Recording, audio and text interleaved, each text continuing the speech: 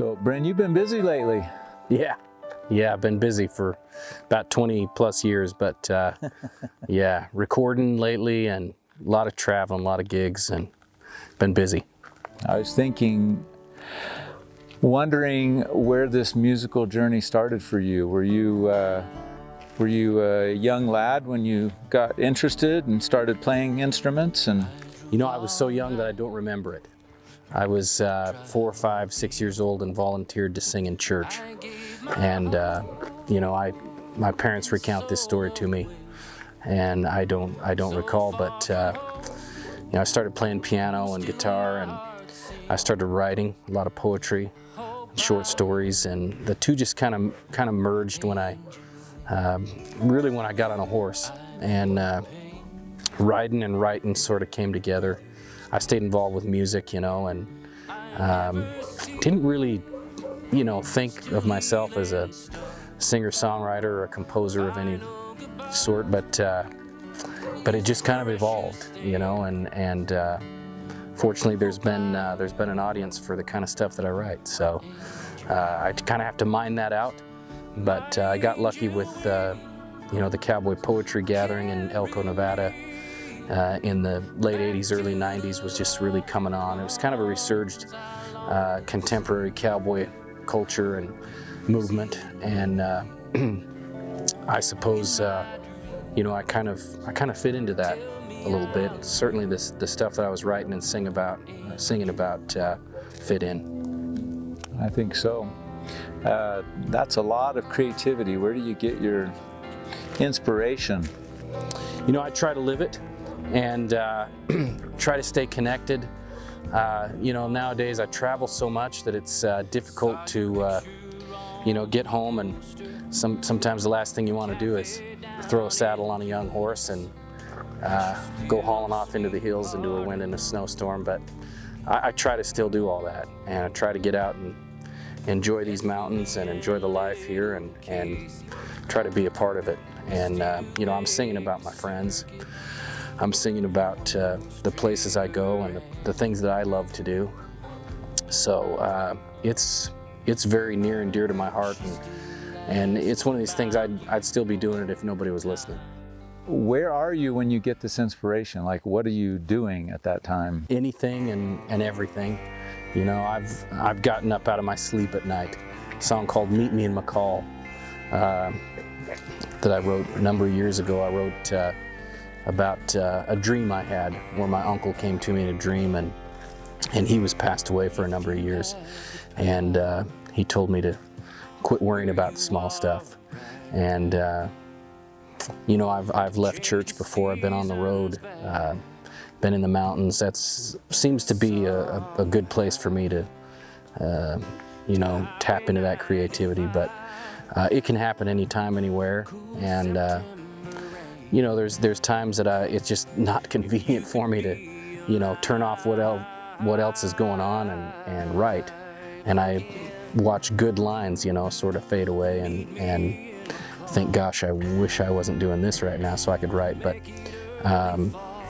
I've learned to kind of be prepared and stop what's going on and seclude myself a little bit and try to take time to be creative.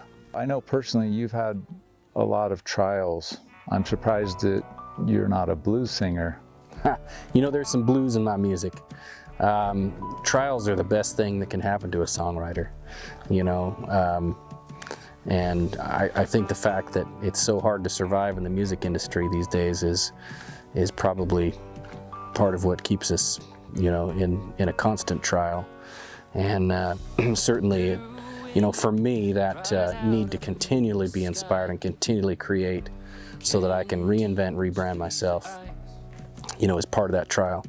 But yeah, those real life profound trials are good for the music, tough on the soul and also good on the soul, but they're good for music for sure. I try to harness that and embrace it and write about it. And I know that there's a lot of people around me going through similar trials, and it seems like the more, you know, the more that I write about that and the more I make it real, the more it finds people who need it at the time. And so I certainly try to harness that and embrace it. I think you connect with people that way. The river ran red, rolling with the bodies of the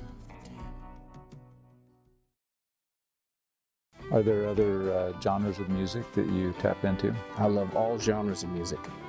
I just love music, you know, always have. I listened to classical music when I was a kid. My mom probably thought there was something wrong with me, but I've listened to classic rock and classic country as a staple, you know, throughout my life, and draw upon a lot of that stuff. You know, in the late 80s, I discovered a songwriter by the name of Ian Tyson, and it changed my life. I was in the Payette Forest in central Idaho and came across his music. Somebody had brought it along on this. We were on a big pack trip back in the hills, and that music changed my life. You know, it was kind of the first time that, you know, singer-songwriter became an understandable term to me, and it articulated maybe kind of what I was trying to do. And so I love singer-songwriters. Certainly, you know, there's been a few that have really influenced me. You mentioned blues music. You know, blues is a part of what I do, and I listen to a lot of blues. You know, there's a lot of blues riffs. I'm a riff-oriented songwriter. There's a lot of blues riffs in my stuff, and you know, that's a significant roots music, and that's, you know, part of what I draw upon. I think, you know, I try to connect my music to our heritage as much as I do to the future, and vice versa. I try to sort of bridge this gap of where we've been and where we're going as a culture here in the West. And you know, what can we draw upon as far as values? What can we learn from? And you know, what's important to us going forward? And what can we do to make sure that that our kids get to experience the things that we love here?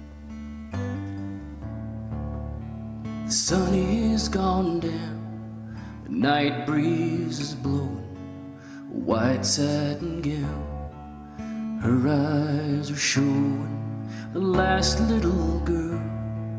For one fleeting moment, the band singer called.